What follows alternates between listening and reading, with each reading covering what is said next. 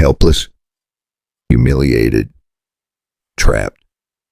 Don't make me do that. Her voice cracked across the Kansas heat before the wind could swallow it. She was stretched between two dead tree stumps on a dry ridge above the Cimarron River. Wrists pulled wide, rope biting deep into skin already raw. The summer sun burned straight down, merciless and bright. Her boots were gone. Dust clung to her legs. One sleeve of her dress hung torn at the shoulder. No wagon, no town, no shade. Just a bound 23-year-old woman and a man standing a few paces away, staring at her like he was deciding something heavy. Silas Mercer didn't look like a hero. 53 years old, hard jaw, broad chest gone slightly thick with age, a scar along his jaw that matched the charcoal sketch nailed defenses all across Dodge City. Wanted, alive if possible, dead if necessary. The wind shifted and a loose corner of paper flapped against one of the stumps. She'd seen it before he reached her. She knew that face. She had prayed he would not be that man. He stepped closer. She stiffened. From a distance, it could have looked like the start of something ugly. A wanted man alone with a tied woman under a burning sky. No witnesses within 10 miles. No law riding over the hill. He reached toward his belt. Her breath stopped. The blade came free. To her, it looked like the moment Mercy died. For one heartbeat, the world held still. Then he knelt and cut the rope at her right wrist, and the tension snapped loose. Blood rushed back into her hand so fast she nearly cried out. He moved to the other side and sliced clean through. She fell forward onto her knees, catching herself in the dry grass. He didn't touch her again. She scrambled back 2 steps instead. Her eyes lifted from the rope burns to his face, then to the wanted poster, nailed crooked to the stump. "You're him," she whispered. "Yes." He said, "You're the one they say sells women." A flicker crossed his face. Not anger, not shame, something older than both. "They say a lot of things." She swallowed hard, glancing past him toward the ridge line. "They told me to scream when you got close." There it was. Not a random cruelty, not madness, bait. Silas followed her gaze. The grass bent wrong along the rise to the west. A small flash caught the sun for half a second, a glint off steel. He felt it in his bones. Someone was watching, waiting for him to stand tall and clear. "They're not here for you," he said quietly. "They're here for me." A rifle cracked. The shot tore through the air where his head had been a breath before. He dropped flat, pulling her down with him. Dirt kicked up behind them. Someone wanted him dead, publicly, and they wanted her to help. He had 5 minutes, maybe less. Another metallic click echoed faint from the ridge. A bolt sliding home. "They'll shoot you," she said, voice low now, shaken but controlled. "If I don't scream?" "And if you do," he asked. "They let me go." He looked at her. Not at her torn sleeve, not at her dirt-streaked skin, at her eyes. Anger lived there now, fighting fear. She had been tied out here to draw him in, because someone wanted witnesses, a wanted man caught alone with a bound woman. The story would write itself. The territory would believe it. Daylight makes a lie look official. A lie repeated long enough becomes a bounty. Grass. Closer, far off to the south. Grass. Closer, far off to the south. Dust rose faint along the trail. Riders, not close yet, but coming. Whoever set this trap didn't want a quiet killing. They wanted it seen. He leaned close enough for her to hear him over the wind. "Can you run?" "Yes." "Can you stay low?" "Yes." He nodded once. Now back to the ridge. Another rifle shot split the air. The shooter adjusted. Silas counted the space between shots. 3 seconds. Slow and careful, not a nervous hand. He recognized that patience. Sheriff Calder. Once a drinking partner. Once a man who trusted him. Now the one signing the poster. Calder didn't miss twice. The girl shifted beside him. "Who is it?" "Someone who wants me dead in daylight." She looked at the poster again. "Did you do it?" "No." It was not loud, not defensive, just flat. Another shot. Dirt sprayed over them. She shut her eyes briefly. When she opened them, something had changed. If I scream, she said, you die. Yes. If I stay quiet, you might. The math lay bare between them. Scream and save herself, stay silent, and risk a bullet meant for him striking her instead.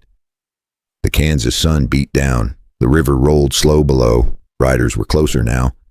Dust plume rising clearer. Silas shifted his weight, testing the ground.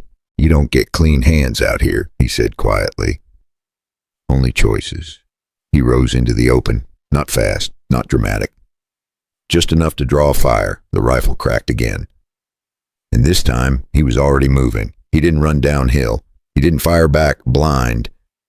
He stepped into the open just long enough to draw the shot, then dropped hard behind a low wash in the earth that most men would have missed. The bullet tore through the grass where his chest had been. Sheriff Calder never missed twice, but even a steady hand needs a clear target.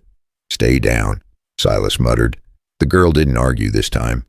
Another metallic click drifted over the ridge. 3 seconds. That was Calder's rhythm.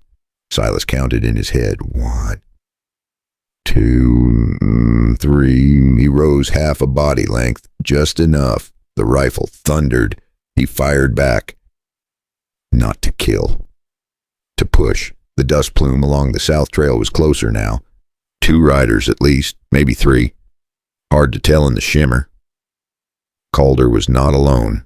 The girl pressed low beside him, breath tight but controlled. She was learning fast. What's your name? He asked without looking at her. Clara? Clara what, Bennett? He nodded once. Clara, when I say go, you run for the river. Stay low. Do not look back. And you, I'll keep him busy. Another shot snapped through the air. Too close. Calder was adjusting faster now. Silas shifted position again, crawling through dry grass that scratched at his palms. He could feel his age in his shoulders. 53 was not old, but it was not 25 either. Out here, every year mattered. 53 complained in his knees when he rose, but some things a man doesn't get to quit just because the body complains. He risked a glance over the wash. There, a shape behind scrub oak along the ridge, hat brim low, rifle steady. Calder. Silas felt something settle in his chest that had nothing to do with fear. So this was how it was going to be. A public kill. A wanted man shot while assaulting a helpless woman. The story would travel faster than the truth ever could. Calder would ride back to Dodge City with a body and a clean badge. Silas leaned closer to Clara. When I stand, count to 2 and run. She nodded. He rose again. The rifle cracked. Dirt exploded behind him. 1, she whispered. He fired once more toward the ridge. 2. She moved, low and fast, dress gathered in one hand, bare feet hitting dry earth without a sound. Calder hesitated. That was the mistake. Silas saw the pause in the barrel. Calder didn't want to hit the girl, not in front of witnesses. Good. Silas ran the opposite direction, drawing the next shot wide. The riders from the south were close enough now that he could hear tack clinking. They would crest within a minute. He slid down toward the riverbank and found Clara crouched behind a shallow bend where the bank dipped lower. You made it, she said, surprised. For now. They stayed low. The river was not deep this time of year, but it was muddy and wide enough to break sight lines. Another shot came, but higher now. Calder had lost his clean angle. Silas finally allowed himself a breath. He's not trying to scare you, Clara said quietly. He's trying to make it look clean. Yes. She looked at him again. Harder this time. Did you ever move cargo for him? There it was. The question that mattered. Silas didn't rush the answer. Years back, he said. I hauled wagons for a few men I trusted. I never asked what was under the tarps. That was my mistake. She watched his face. You think it was women? I think I should have known. That settled between them heavier than the gunfire. Up above, hoofbeats thundered onto the ridge. Voices carried faint across the wind. Calder was no longer alone. Silas risked one more look. 3 riders now. One held a badge. The other 2 didn't bother pretending. Clara followed his gaze. If they come down here, they won't. Silas said. Not until they can say I fired first. She almost smiled at that. So you did. He looked at her. Yes. A faint sound drifted from upstream, different from the ridge, a different rhythm. Hooves again. Coming from the north this time, Silas narrowed his eyes. 2 riders. Fast. He felt something shift in his chest that he had not felt all morning. Hope.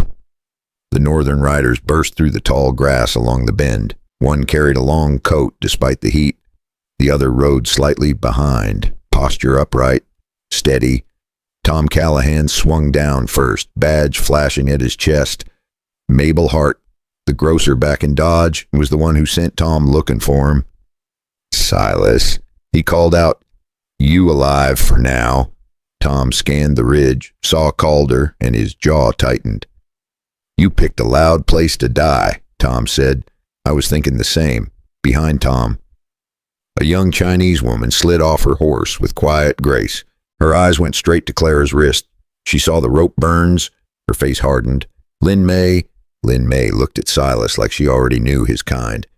Not the kind on posters, the kind that still cuts rope instead of running. Silas could hear Calder's riders shifting up top, impatient like dogs waiting for a door to open. If Calder spoke first in Dodge, Silas would hang before breakfast. So whatever truth lived here had to be carried out now, while it still breathed. Let me say one honest thing before we ride on. This story comes from old accounts and frontier records, retold with a few shaped details to bring the lesson into clearer light. The images are illustrated to help you feel the dust and the danger, not to fake history. If this kind of telling is not for you, rest easy tonight and keep your strength. But if you care about how truth survives in hard country, stay close, because what happens next will cost more than one man's name. And if you've ever watched a lie grow because nobody wanted trouble, you already understand this part. One man gets blamed. The real wolves keep their hands clean. Silas had seen it before, in other towns, with other names. The only difference today was Clara was still breathing. And Calder didn't like witnesses who could talk back. Clara looked between them, confused but no longer alone. Calder shouted something from the ridge. Tom didn't answer. He stepped forward into open ground, hands visible but posture firm. This is federal business now. Tom called back. You want to make a report? You ride down and talk. Silas watched Calder hesitate. The math had changed, and Calder knew it. Witnesses, a federal badge, 2 women with rope burns. The story would not write itself so easily now. Calder turned his horse slightly, not retreating, not advancing, waiting. Silas felt the tension shift from immediate death to something colder. Political. He looked at Clara again. You still think I'm the monster on that poster? She held his gaze longer this time. I think someone wants you to look like one. That was enough for now.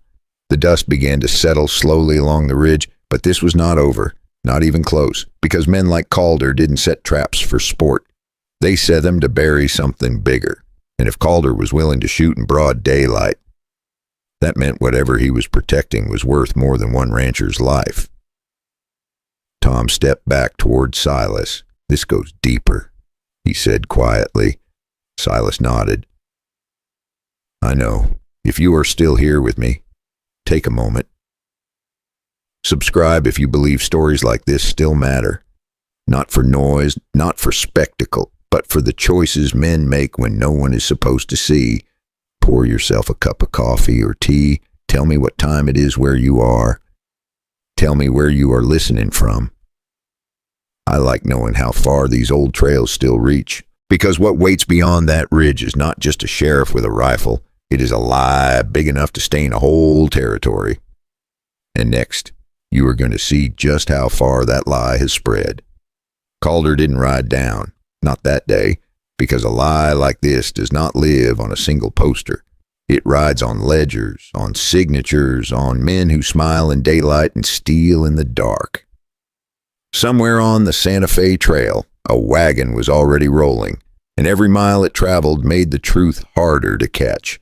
Silas knew the clock was ticking. Even if the town did not, he turned his horse slow. said something to the two men beside him, and the three of them disappeared over the ridge like they had somewhere better to be. But nobody on that riverbank believed it was over. The dust settled, the sun kept burning, and the silence that followed felt heavier than the gunfire.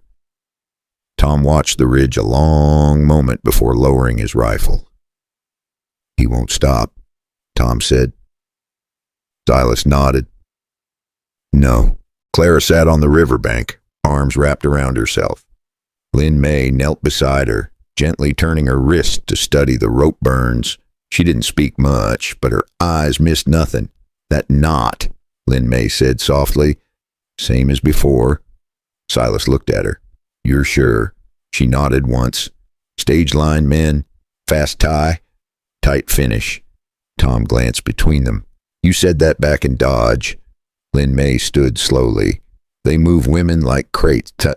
Tie same way every time." Clara swallowed hard at that. Silas felt something settle into place inside him. What happened on that ridge was not just about a wanted poster. It was about a system that had been running quiet for years. Tom crouched down beside Silas. "You see the riders coming from the south?" Tom asked. "3. One was Deputy Harlan." Silas let out a slow breath. Harlan had eaten at his table once. Laughed loud. Shook hands like a friend. "That means Calder isn't alone." Tom continued. "That means paperwork backs him." Silas looked toward the ridge again, or someone higher does. Clara looked between them, confused. Higher than the sheriff, Tom met her eyes. There's always someone higher. The river moved slow beside them, muddy, patient. Lynn May helped Clara to her feet. "We cannot stay." Lynn May said she was right. If Calder had wanted witnesses, he would not wait long to rewrite the story. A body could still appear. A charge could still be pressed. Tom stood and adjusted his coat. "There's something you both need to hear," he said, voice lower now. 2 nights ago, a wagon left Dodge, headed south along the Santa Fe Trail. Officially, it carried farm tools. Unofficially, nobody saw what was under the tarps. Silas felt his stomach tighten. "Who signed it out?" he asked. Tom hesitated half a second. "Calder?" Claire's jaw tightened. "Then why tie me up here?" Tom looked at her carefully. "Because someone heard you." Her face went pale. She didn't speak at first. Then quietly, "Las Vegas, New Mexico. I worked at a boarding house near the depot. Men talked when they drank. I listened." Silas watched her closely. "I heard the name Rourke." She continued. "Jedediah Rourke. Said he owned half the stage contracts between here and New Mexico." Lynn May's head lifted at that name. "Yes," she said. "Rourke." Tom stood straighter. "That name's come up before," he said. "Never stuck. Always clean on paper." Everybody's felt the pieces sliding together. Rourke ran wagons. Calder signed off paperwork. Women vanished along the trail. And a rancher with a decent name made a fine scapegoat. Clara met Silas's eyes again. "I told one of the men at the boarding house I didn't like what I heard." She said, "Next morning I was told I was being sent west for work. Silas didn't need more than that. They weren't sending you west," he said quietly. "No." The word hung in the heat. Tom looked toward the north. "If Rourke's moving another wagon, he won't delay because of today. He'll push harder." "Where would he go?" Clara asked. "Raton Pass," Tom answered. "After that, Las Vegas." Silas stood slowly. His knees complained, but he ignored them. "If we catch the wagon before the pass, we get proof," he said. "And if Calder rides ahead?" Clara asked. Tom's expression hardened. "Then we stop him too." Lynn May stepped closer to Silas. "There is more," she said. He looked at her. "They mark crates with chalk." She continued. "Small white line near bottom plank. Looks like scratch." "Not scratch." Tom frowned. "You saw this." "Yes. When they loaded us." Clara blinked. "Us." Lynn May didn't look away. "I jumped from wagon at night. Broke ankle. Hid 3 days. Walked north." Silas studied her for a long second. "You came back toward Dodge." She nodded. "To warn someone." Tom gave a low whistle. "That wagon that left 2 nights ago," he said slowly. "If it carries women, It carries that chalk mark. Silas felt the air sharpen around him. That means we don't chase Calder. He said, we chase Rourke. Clara straightened despite her sore wrists. I can't go back to pretending I heard nothing. Silas shook his head slightly. You've done enough. She stepped closer, eyes steady now. They tied me up like bait, she said. You think I'm going back to waiting tables and pretending I heard nothing? He almost smiled at that. Almost. Tom mounted up first. If we move now, we can cut south and meet the trail before sunset, he said. Silas helped Claire on to Tom's spare horse. Lynn May mounted her own with quiet strength. The four of them rode out along the riverbank, keeping low until the ridge was far behind. As they climbed toward open land, Silas glanced back once. The dead stump still stood there against the sky. The poster still flapped in the wind.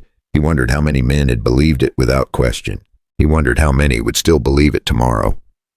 The Santa Fe Trail stretched long and pale ahead of them, cutting through grass and dust toward the New Mexico line.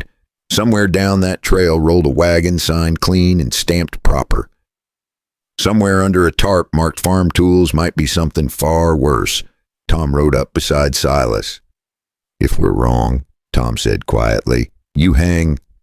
Silas nodded, and if we're right, Tom's jaw tightened. Then a whole lot of men won't sleep easy again. The sun dipped slightly westward. The heat didn't ease. Behind them, Dodge City still believed the poster. Ahead of them, Raton Pass waited, and somewhere between those two places rolled a wagon that would decide whether Silas Mercer died a wanted man or proved that someone much bigger had been hiding in plain sight. What they didn't know yet was this: that wagon was not carrying what they thought. And the first crate they opened would change everything. The wagon was easier to find than any of them expected. Santa Fe Trail does not hide much in summer. Dust hangs in the air like a flag.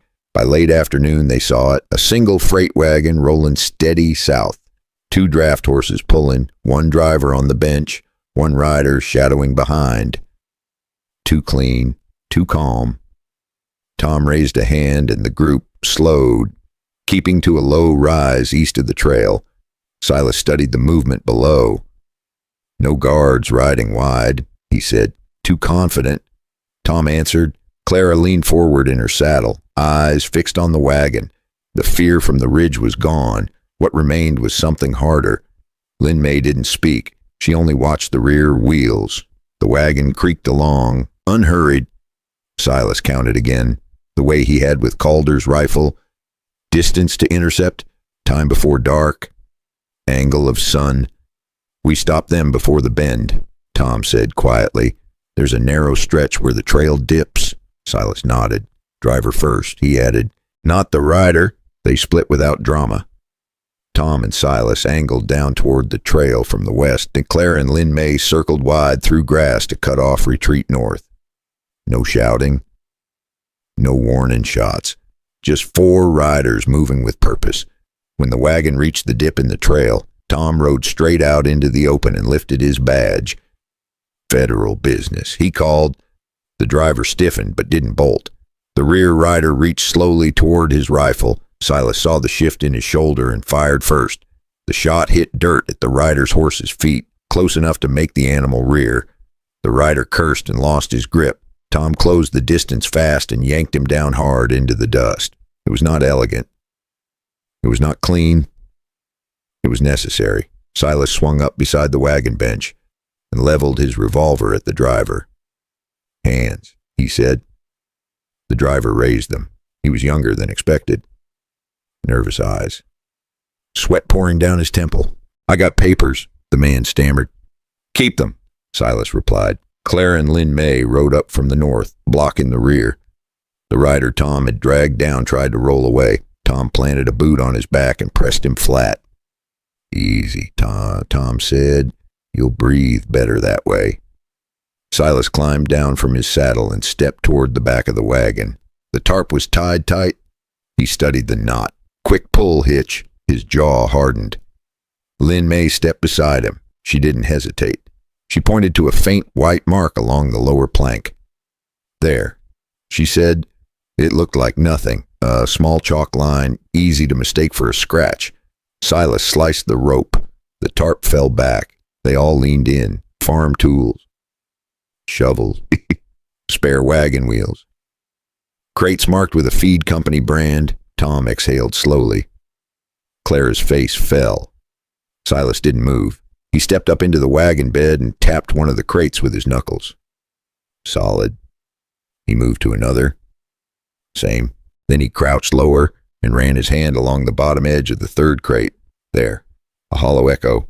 He looked at Lynn May. She nodded once. Silas wedged the butt of his revolver against the lower plank and pried. The wood split. Not dramatic. Just a quiet crack. Behind the false front was darkness. Then a sound. Soft. Not metal. Not wood. Breathing. Clara's hand flew to her mouth. Silas tore the plank away. Two young women stared back from inside the narrow space, knees pulled tight, eyes wide and exhausted. Not farm tools, not cargo. People. One of them began to cry without making a sound. Tom swore under his breath. The driver on the bench started shaking his head. I didn't load them, he said quickly. I just drive. Silas looked up at him. You drive, he repeated. The rider pinned under Tom tried to twist free. You got no right. The man barked. Those are contract workers. Clara stepped forward before Silas could stop her. Like me, she asked coldly. The man's mouth snapped shut. Lynn May climbed carefully into the wagon and reached toward the trapped women. It is all right, she said softly. You are not alone now. Silas felt something heavy settle inside him. Proof. Real proof. Not rumor, not suspicion. Proof that Calder had signed papers on a wagon carrying human lives hidden behind wood and iron. Tom hauled the pinned rider to his feet and bound his wrist. You know what this means, Tom said quietly to Silas. Yes, it means Calder signed off on this. Yes. And if Calder signed it, he was not protecting Rourke. Silas met his eyes. He was protecting himself. The late sun dipped lower, casting long shadows across the trail. Clara stood beside the wagon, watching as Lynn May helped the two rescued women out one by one. They could barely stand. Bare feet, rope marks at their ankles, same knot, same finish, same story. Silas turned slowly toward the south. If this wagon was on the trail, others might be too. And if Calder had risked daylight gunfire to silence him, and then the stakes were higher than anyone in Dodge City realized. Tom secured the driver as well. We head for Raton Pass. Tom said, we move fast. Get these women somewhere safe before night. Silas nodded, but his eyes remained on the broken crate. Because something was wrong. There were only two women inside. Clara stepped closer to him. What is it? Silas looked at the space again. The hollow section had room for 3. He measured it with his eyes. 3. Where's the third one? He said quietly. The driver went pale. And somewhere far down the trail toward Raton Pass, a second wagon creaked through the falling light. The driver broke before the sun touched the horizon. They had tied him to the wagon wheel. Not rough, just tight enough to keep him honest. The two rescued women sat wrapped in spare blankets near the river bend, drinking water slow like it might disappear. Silas stood in front of the driver, arms folded. Where's the third one? He asked again. The man swallowed hard. She ain't on my wagon. I know that. She got moved up the line this morning. Silas felt his pulse tick once in his temple. Moved where? The driver shook his head. I don't know the town, just the pass. They said the second wagon don't stop till after Raton. Tom stepped closer. Who's riding it? The driver hesitated. Tom didn't raise his voice. He just leaned in slightly. Son, you are already tied to a freight wagon with 2 federal witnesses and 2 rescued women. Think real careful. The driver's shoulders begged in. Rourke's man, he said. Name's Cutter. Big fella. Scar over his eye.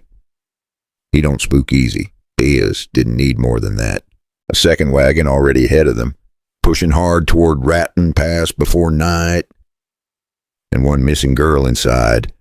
Claire stepped forward, face pale but steady. How long a lead?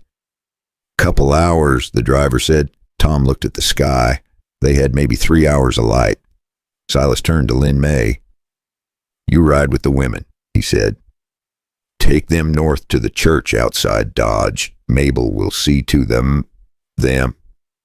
Lynn May nodded. Clara stepped closer. I'm not ready to be alone again. Every step hurt, but she kept moving.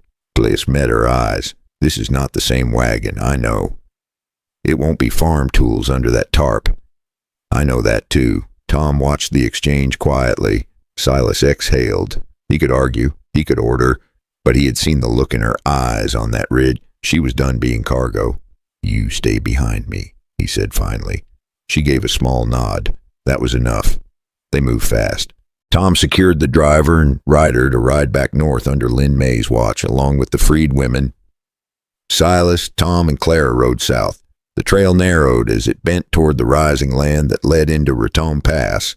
Heat began to ease by Monsieur, but the wind picked up, pushing dust into their eyes. Tom rode slightly ahead now. If Cutter's driving, Tom said, he won't surrender. No. Silas agreed. Calder might already be riding to meet him. Silas didn't answer that. If Calder was involved this deep, tonight would not be quiet. They pushed their horses harder. The land began to lift under them, grass thinning, rocks appearing along the trail edges. Then they saw it. Far ahead, just before the first climb into the pass, a wagon moving faster than a freight wagon should. No tarp flapping loose, no slow sway. It was being pushed. Tom raised a hand. They slowed. Keeping to the side brush, Silas studied the shape. One driver, one rider behind. Bigger than the first wagon. He felt his jaw tighten. That's him, Tom said. They angled off the main trail and cut through rough ground to get ahead of the wagon near a narrow stretch where rock walls closed in slightly before the climb. It was not a canyon, just tight enough to force the wagon to slow. Silas positioned himself behind a low outcrop. Tom took the other side. Clara stayed back, but close enough to see. The wagon rolled into the narrow stretch. Silas stepped out into the open. Hold, he called. The driver jerked the reins. The rear rider moved fast. Too fast. Cutter, big man, scar cutting through his eyebrow. Rifle already lifting. Silas fired first this time. The shot hit the rifle barrel, knocking it sideways. Tom's shot came a split second later, striking the ground at Cutter's horse's feet. The horse reared hard. Cutter stayed mounted. Strong. Calm. He didn't look surprised. You're supposed to be dead, Cutter called out. Silas kept his revolver steady. Not today. Cutter smiled slightly. That's a shame. He reached for his second weapon. Clara shouted without meaning to. That half second was enough. Tom's third shot grazed Cutter's shoulder. Not clean, but enough. Cutter cursed and dropped from the saddle, rolling behind the wagon wheel for cover. Silas moved in low and fast. No wasted motion, no shouting. Just closing distance. Cutter fired from behind the wheel. The bullet tore through Silas's coat sleeve. Close, too close. Tom advanced from the other side, squeezing the angle tighter. Cutter's breathing grew heavier. He was not panicking. He was calculating. Silas reached the back of the wagon and grabbed the edge, and he ripped the tarp loose. No crates, no tools, just a narrow box built into the bed. Locked. Silas slammed the butt of his revolver against it. Inside, something shifted, then a sound, a weak thud. That Cutter saw it too. His eyes changed. You open that, Cutter growled. You won't make it out of this pass. Silas didn't answer. He smashed the lock again. Wood split. Tom fired once more, forcing Cutter to duck fully behind the wheel. Silas tore the lid back. Inside, a girl no older than 16 blinked up at him in fading light. Barely conscious, gag tied tight. Same rope marks, same knot. Silas felt something old and buried break loose in his chest. He reached down and lifted her carefully. Cutter rose suddenly from behind the wheel with a knife instead of a gun. He lunged, and in that narrow stretch of trail, under the rising shadow of Raton Pass, everything came down to who moved first. Cutter didn't hesitate. And this time, neither did Silas. Cutter moved first, knife low, fast, mean. Silas shifted the girl in his left arm and turned his body just enough to take the impact on his shoulder instead of his ribs. The blade sliced cloth and skin, but not deep enough to drop him. Pain flared hot. He didn't let go of the girl. Tom fired once, clean. Cutter staggered back, hit hard by the shot in his side. Not dead, not yet, but finished. The narrow stretch of trail went quiet, except for the horses breathing heavy and the wind sliding down from Ratton Pass. Silas lowered the girl gently to the ground. He pulled the gag loose. She gasped air like someone surfacing from dark water. "It's all right," he said, voice steady despite the blood soaking his sleeve. "You're out." Clara dropped beside them, hands shaking but sure, helping untie the rope at the girl's ankles. Tom stepped over Cutter and kicked the knife away. "It's done," Tom said, but they all knew something. It was not done. Not until the name behind all of it stood in daylight. They bound Cutter, secured the wagon, and rode the last stretch into Raton Pass as the sun dropped low behind the ridge line. News travels fast along a trail, faster than truth. But that evening, truth rode with them. 2 wagons, 3 rescued women, 1 wounded outlaw tied to proof, and a federal badge that could not look away anymore. By the time they reached Las Vegas, New Mexico, word had already started to spread. Not the lie on the poster, not the easy version. The real one. Jedediah Rourke tried to deny it at first, tried to talk contracts and paperwork, tried to hide behind clean ink and stamp seals. But wood with false bottoms does not lie. Rope marks do not lie. Terrified eyes pulled from crates do not lie. Calder never made it to Las Vegas. He resigned before the inquiry reached Dodge. Silas Mercer's name came down from fences one by one. Not with applause, not with parades, just quietly, like truth usually does. Weeks later, the summer heat began to soften. Silas stood outside a small church on the edge of town where the rescued women had found temporary shelter. Clara stepped out beside him. Her wrists had healed into thin, pale lines. "You could leave now," she said. "Yes." "But you're not." He looked out toward the trail. "For a long time," he said slowly, "I thought staying quiet kept me out of trouble. I thought not asking questions meant clean hands." She studied him. "And now I know silence costs more than bullets." She nodded. There was no grand speech, no dramatic embrace, just 2 people who had seen what happens when lies grow unchecked. Lynn May found work with a dry goods family in town. She wrote letters for other women who could not write their own names yet. Quiet strength, steady as ever. Tom stayed in his post, but something in his eyes had changed. Less patience for paperwork that smelled wrong, more time spent looking past signatures to what they protected. And Silas, he stayed. Not because he needed redemption printed on a new poster, but because he understood something simple. If you have the strength to stand up, even once, you do not get to pretend you do not see it again. Now I want to speak plain for a moment. When I look back at this story, I do not just see gunfire and wagons. I see something we all face in different ways. There are times in life when it's easier to look away, easier to say it is not our problem, easier to let someone else carry the weight. I have done that myself more times than I care to admit. I have stayed quiet when I should have spoken. I have trusted the wrong man because it was comfortable. I have believed that keeping my head down would keep my hands clean. It does not. What this story reminds me of is simple. You do not need to be perfect to do the right thing.